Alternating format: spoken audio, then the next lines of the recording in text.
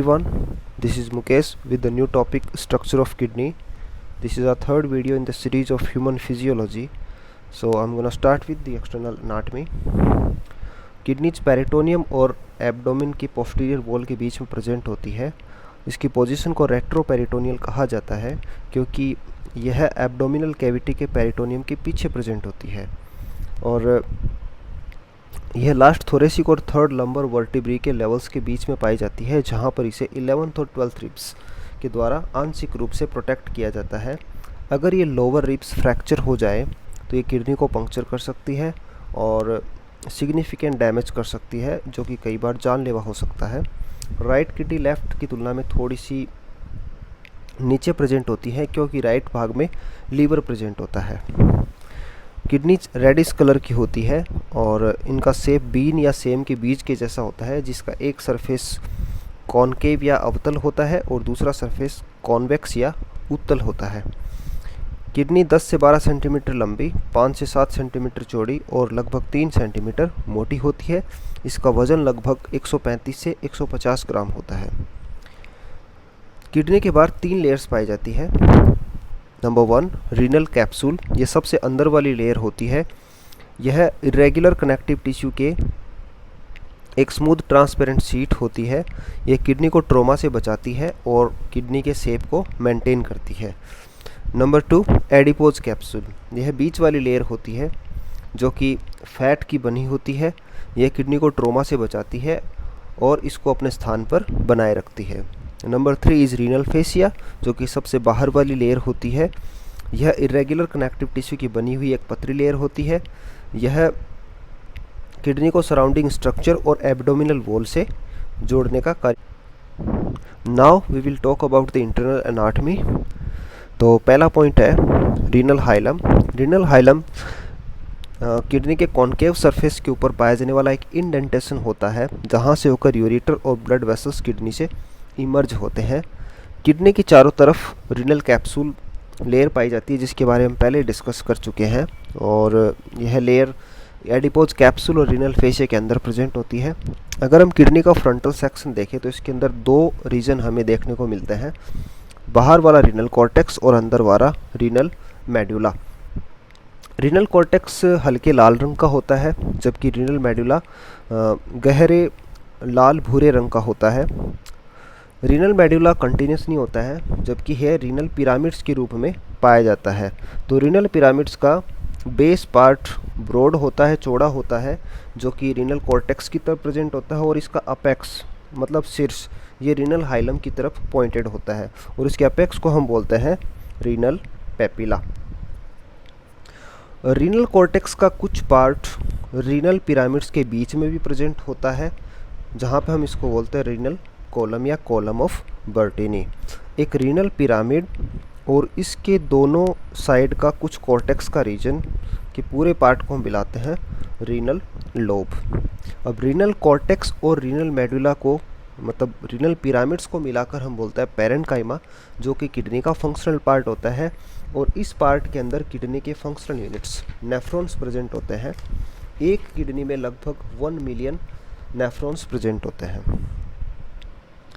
अगर हम बात करें पाथ ऑफ यूरिन ड्रेनेज की, कि यूरिन कैसे फ्लो होता है किडनी के अंदर, तो सबसे पहले पेपिलरी डक्ट्स आके ओपन होती है माइनर कैलिक्स के अंदर, और माइनर कैलिक्स से यूरिन जाता है मेजर कैलिक्स के अंदर। अब फिल्ट्रेट मतलब ब्लड फिल्टर होने के बाद जो भी फ्लूइड आएगा उसको हम बोलेंगे फिल्ट्रेट या फिल्टर्ड फ्लूइड। एक बार कैलिक्स में आने के पश्चात फिल्ट्रेट यूरिन का रूप ले लेता है, क्योंकि उसके बाद रीएब्जॉर्प्शन नहीं हो सकता। एक किडनी के अंदर लगभग 8 से 18 माइनर कैलिक्स होते हैं और 2 से 3 मेजर कैलिक्स होते हैं। इसके बाद मेजर कैलिक्स से यूरिन जाता है रीनल पेल्विस में, और रीनल पेल्विस से यूरेटर में, जहाँ से उसको यूरिनरी ब्लैडर के अंदर डाल दिया जाता है। अब हम समझेंगे ब्लड सप्लाई ऑफ किडनी को। किडनीज का मुख्य फंक्शन होता है ब्लड से वेस्ट प्रोडक्ट्स को रिमूव करना और ब्लड के वॉल्यूम और इसकी आयनिक कंपोजिशन को रेगुलेट करना। तो इसमें कोई कन्फ्यूज़न नहीं है कि किडनी के अंदर ब्लड की सप्लाई रिच होती है।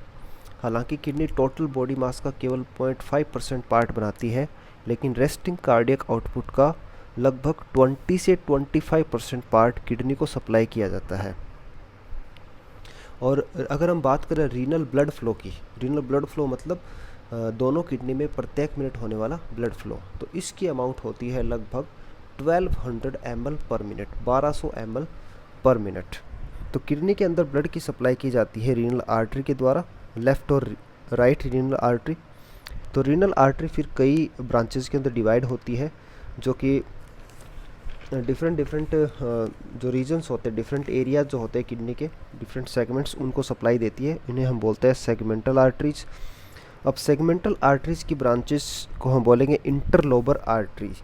इंटरलोबर आर्टरी पेरेन्काइमा की तरफ जाती है। इंटरलोबर आर्टरी उसके बाद रीनल मेडुला के ऊपर पहुंचकर रीनल कॉर्टेक्स और मेडुला के बीच में आर्क बनाएंगी, वक्र बनाएंगी, और यहाँ पे हम इसको बोलते हैं आर्क्यूएट आर्टरी। अब आर्क्यूएट आर्टरी से कॉर्टेक्स की तरफ कई ब्रांचेज निकलती है, जिन्हें हम बोलते हैं कॉर्टिकल रेडिएट आर्टरी या फिर इंटरलोब्यूलर आर्टरी।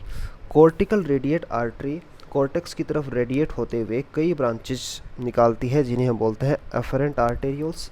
अब प्रत्येक नेफ्रॉन एक अफेरेंट आर्टेरियल को रिसीव करता है। अफेरेंट आर्टेरियल की एक्सटेंसिव ब्रांचिंग के बाद एक बॉल शेप्ड एंटेंगल्ड मास बनता है, जिसे हम बोलते हैं ग्लोमेरुलस। तो ग्लोमेरुलस की जो कैपिलरीज हैं, ग्लोमेरुलर कैपिलरीज, ये रीयूनाइट होकर वापस से मिलकर इफेरेंट आर्टेरियोल्स का फॉर्मेशन करती है। तो ग्लोमेरुलर कैपिलरीज अपने आप में विशिष्ट होती है, क्योंकि इनके दोनों तरफ आर्टेरियोल पाया जाता है, अफेरेंट आर्टेरियोल, इफेरेंट आर्टेरियोल। एक नॉर्मल कैपिलरी के एक तरफ आर्टेरियोल होता है और दूसरी तरफ वेन्यूल होता है, लेकिन ग्लोमेरुलर कैपिलरीज के दोनों तरफ ही आर्टेरियोल होते हैं। ग्लोमेरुलर कैपिलरीज को हम यूरिनरी सिस्टम और कार्डियोवैस्कुलर सिस्टम दोनों का पार्ट मानते हैं, क्योंकि एक पहली बात तो ये कैपिलरी नेटवर्क है, और दूसरी बात ये यूरिन फॉर्मेशन में इंपॉर्टेंट रोल प्ले करते हैं। तो इस वजह से ये यूरिनरी सिस्टम और कार्डियोवैस्कुलर सिस्टम दोनों के ही पार्ट माने जाते हैं। अब इफेरेंट आर्टेरियोल से ब्रांचेस निकलेगी, जिन्हें हम बोलते हैं peritubular capillaries. Peritubular capillaries renal cortex के अंदर रीनल ट्यूब्यूल्स को ब्लड सप्लाई देती है और रीनल ट्यूब्यूल्स के चारों तरफ पाई जाती हैं। कुछ इफेरेंट आर्टेरियोल से वैसा रेक्टा नाम की कैपिलरीज निकलती है, जो कि रीनल मेडुला के अंदर रीनल ट्यूब्यूल को सराउंड करती है। उसके बाद पेरीट्यूबुलर कैपिलरीज रीयूनाइट होती है और रीयूनाइट होकर बनाती है इंटरलोब्यूलर वैन। इंटरलोब्यूलर वैन फिर फर्दर कन्वर्ज होगी आर्क्यूएट वैन में, और आर्क्यूएट वैन कन्वर्ज होगी इंटरलोबर वैन्स के अंदर, और अल्टीमेटली सारे के सारे इंटरलोबर वैन्स जाके कन्वर्ज होंगे रीनल वैन के अंदर। अब रीनल वैन से ब्लड को डाल दिया जाता है इंफीरियर वेना कावा के अंदर। पाथ ऑफ ब्लड फ्लो, तो सबसे पहले किडनी के अंदर ब्लड एंटर करता है रीनल आर्टरी के द्वारा। उसके रीनल आर्टरी से कई ब्रांचेस निकलती है, जो किडनी के डिफरेंट सेगमेंट्स को सप्लाई देती है, जिन्हें हम बोलते हैं सेगमेंटल आर्टरीज। सेगमेंटल आर्टरीज से फर्दर जो ब्रांचेस निकलेगी वो होंगी इंटरलोबर आर्टरीज, जो कि पेरेन्काइमा की तरफ बढ़ती हैं। उसके बाद इंटरलोबर आर्टरीज की जो ब्रांचेज आर्क्यूएट आर्टरीज, ये रीनल कॉर्टेक्स और रीनल मेडुला के बीच में आर्क बनाते हैं। इनसे कॉर्टेक्स की तरफ ब्रांचेज निकलती है, जिन्हें हम बोलते हैं इंटरलोब्यूलर या फिर कॉर्टिकल रेडिएट आर्टरीज। इनसे अफेरेंट आर्टेरियोल्स निकलते हैं। प्रत्येक नेफ्रॉन एक अफेरेंट आर्टेरियल रिसीव करता है। अफेरेंट आर्टेरियोल्स की फर्दर ब्रांचिंग होगी, एक्सटेंसिव ब्रांचिंग, जिससे ग्लोमेरुलस का फॉर्मेशन होगा। ग्लोमेरुलर कैपिलरीज रीयूनाइट होकर इफेरेंट आर्टेरियोल्स का फॉर्मेशन करेंगी। इफेरेंट आर्टेरियोल्स रीयूनाइट होकर पेरीट्यूबुलर कैपिलरीज बनाते हैं, जो कि रीनल कॉर्टेक्स के अंदर रीनल ट्यूब्यूल को सराउंड करते हैं। पेरीट्यूबुलर कैपिलरीज कन्वर्ज होंगी इंटरलोब्यूलर वेन्स में, इंटरलोब्यूलर वेन्स आर्क्यूएट वेन्स में, आर्क्यूएट वेन्स इंटरलोबर वेन्स में, और interlobar veins ultimately renal vein के अंदर। So that's all we have for today. Thank you so much for watching.